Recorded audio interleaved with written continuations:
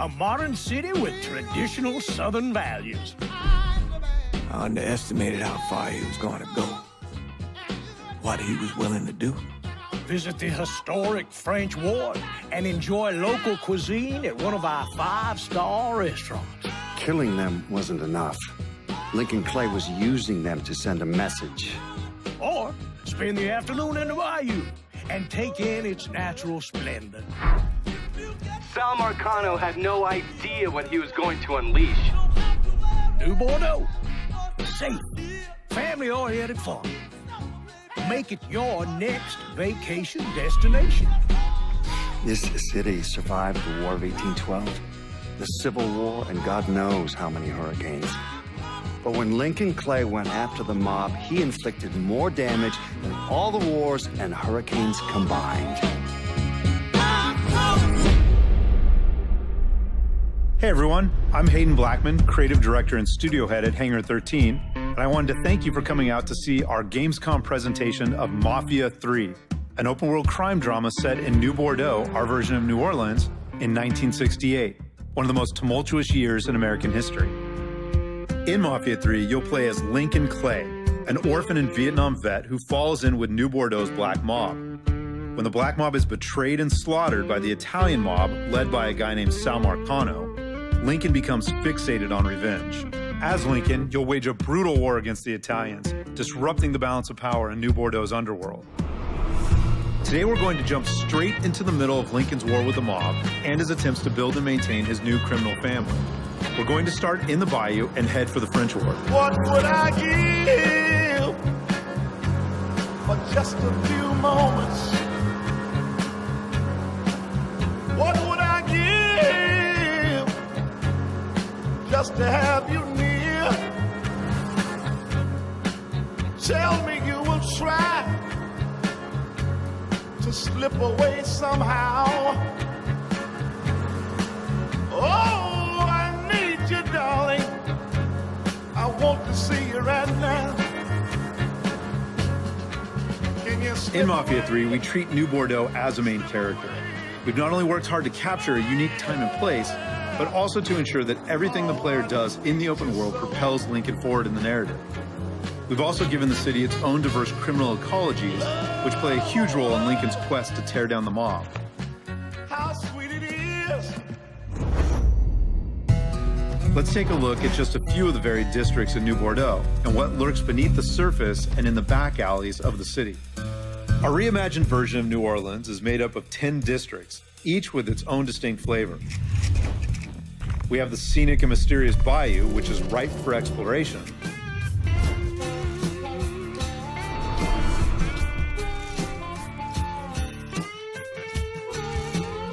But is also where the Italian mob and their allies run guns and produce moonshine.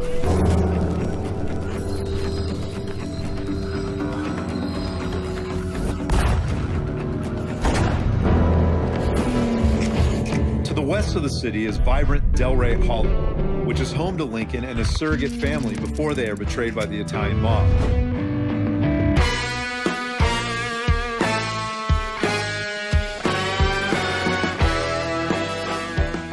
Eventually, the Hollow is taken over by the Dixie mob, who kick up to the Italians and use the neighborhood as the base of operations for heroin and sex rings.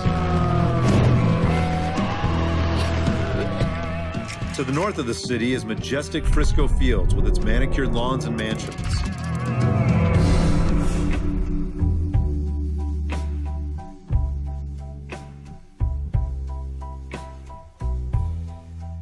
This is also where the Marcano family is partnered with the racist Southern Union and cooks PCP at the local university.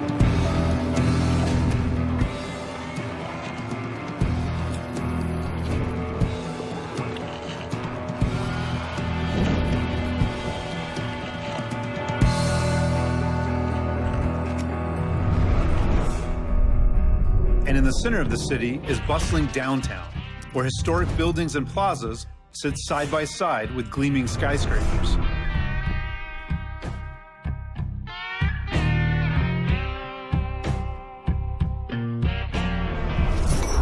But this is also where the mob's bookkeeper, Tony DeRazio, blackmails local politicians and scams the city through sham construction sites.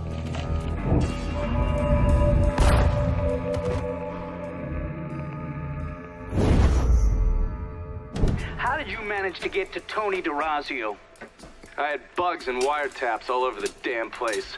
When that weirdo left the Royal Hotel to deal with one of his men, I was listening.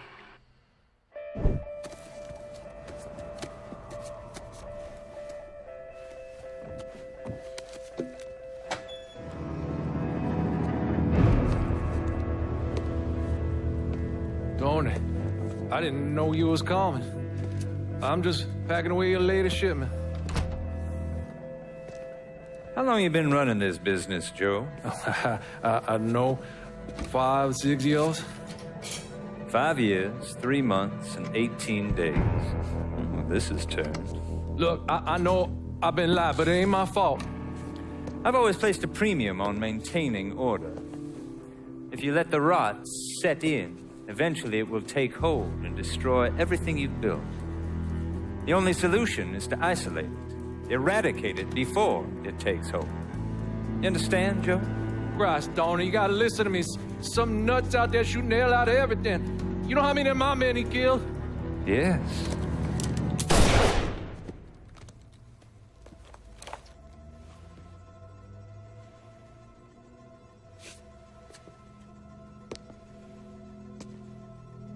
Dominic, is it?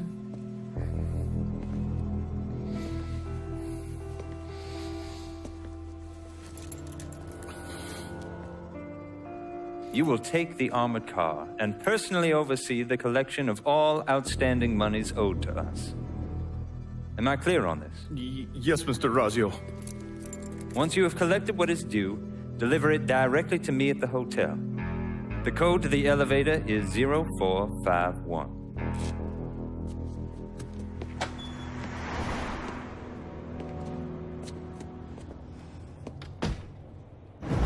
From there, Lincoln had a couple of options. He could use the elevator code and go into the lobby, which meant shooting the hell out of the place. Or he could steal Dominic's car and go in quiet through the hotel's parking garage. Killing Tony is our focus right now, as capturing downtown will strike a major blow against the Italian mob. But before we go after Tony, we'll want to resupply, and we can do this by calling in our weapons dealer. Once the mobile store arrives, we can pick out the gear that will best suit our playstyle. As with most of the missions in Mafia III, Tony can be taken out in many different ways. We can go in guns blazing, we can take a stealthier approach, we can even call in reinforcements. It's really all up to the player. This is like Christmas morning, because I picked up some... In this mission, we have 2 distinct ways to get to Tony, who's holed up in the penthouse of his hotel. We can storm the lobby or steal his bagman's car and sneak through the hotel's garage and up to the penthouse, which is the path that we'll take here. Yes, we're good. Call me if you need me.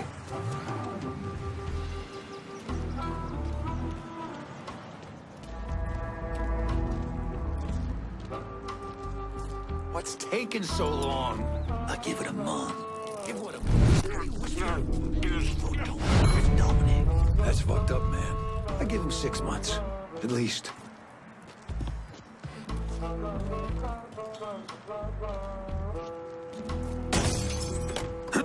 Be some manners and all.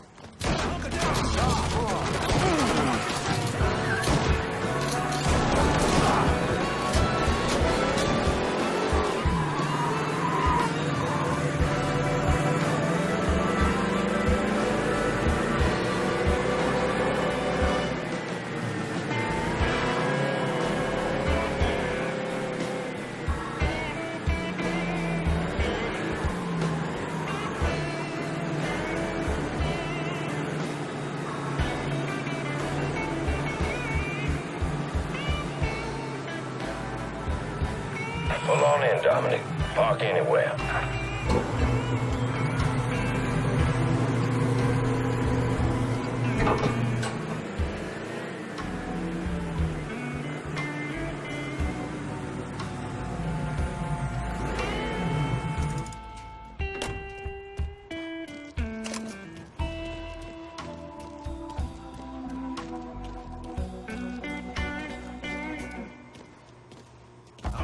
For a minute, Tony Tony wouldn't mind. Mr. D'Orazio. And how long have you been here? Huh? A month? Mr. D'Orazio ain't the second chance type. Something's... And you might just live to see month 2.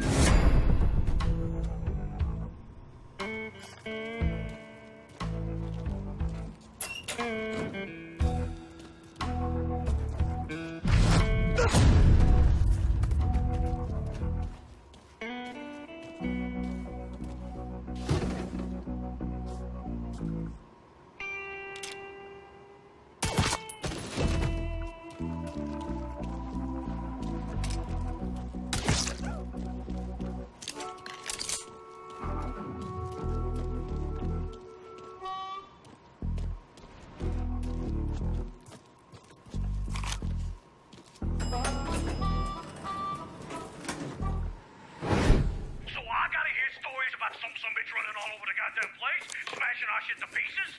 I want to know what the fuck's going on down there. You hear me? It would be difficult not to. What? I've already taken the appropriate steps to address the situation. Believe me, things are well in hand. Well, they fucking better be. If this thing with the judge goes sideways, shit's gonna roll downhill real fucking quick. We haven't lost anything of any significance except for some men, and they can be replaced. In fact, they're the easiest thing to replace. Saul doesn't give two shits about any of those stupid fucks. All he cares about is the people that matter. Understand? I understand completely. And you have my word that all payments will continue as scheduled. None of our business associates need to concern themselves with our recent difficulties. Yeah? Okay. I'm counting on you here, Tony. Don't fuck this up. Goodbye.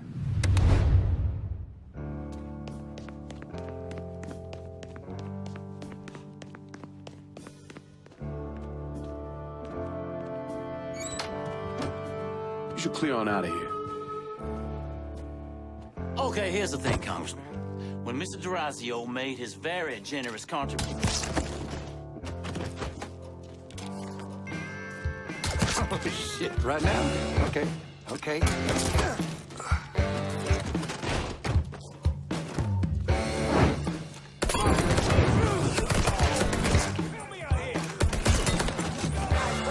Gonna bail you.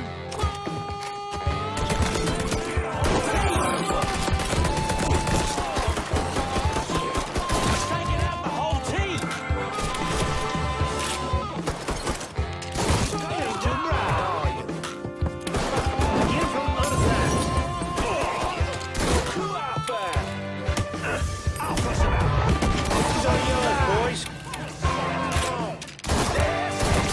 All of us.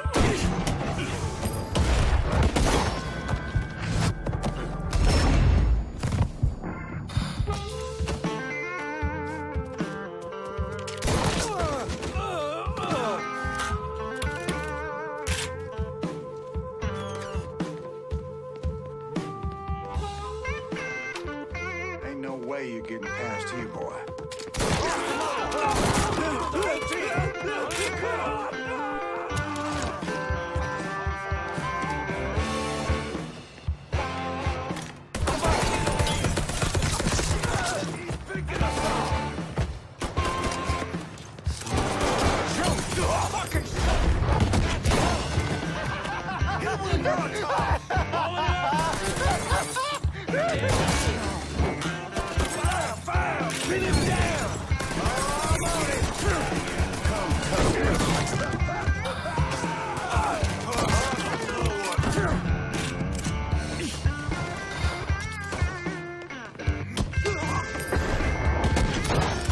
For fuck's sake!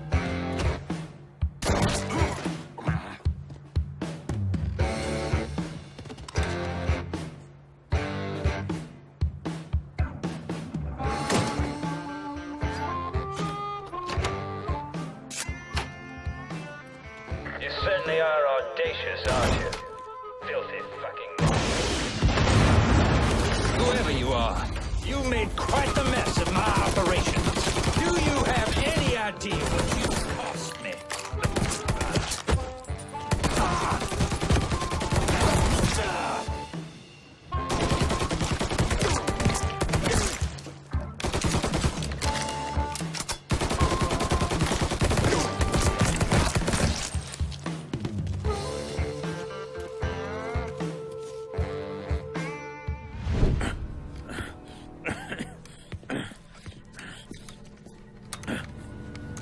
You really think you know how all this is gonna play out, don't you?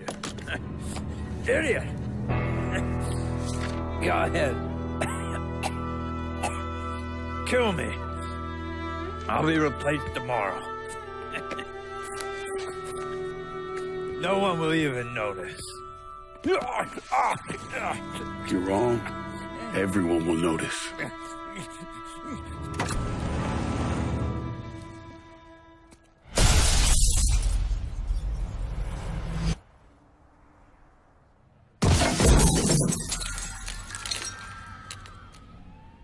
War on the streets of our fair city as a gunman stormed the Royal Hotel, killing an untold number of men. There was a loud crash, like a bomb going off. I looked up and there was a man falling from the top of the building. Then all these men showed up and every one of them had a gun. They ran into the Royal and that's when the shooting started. I still don't know how the hell Lincoln got out of that hotel.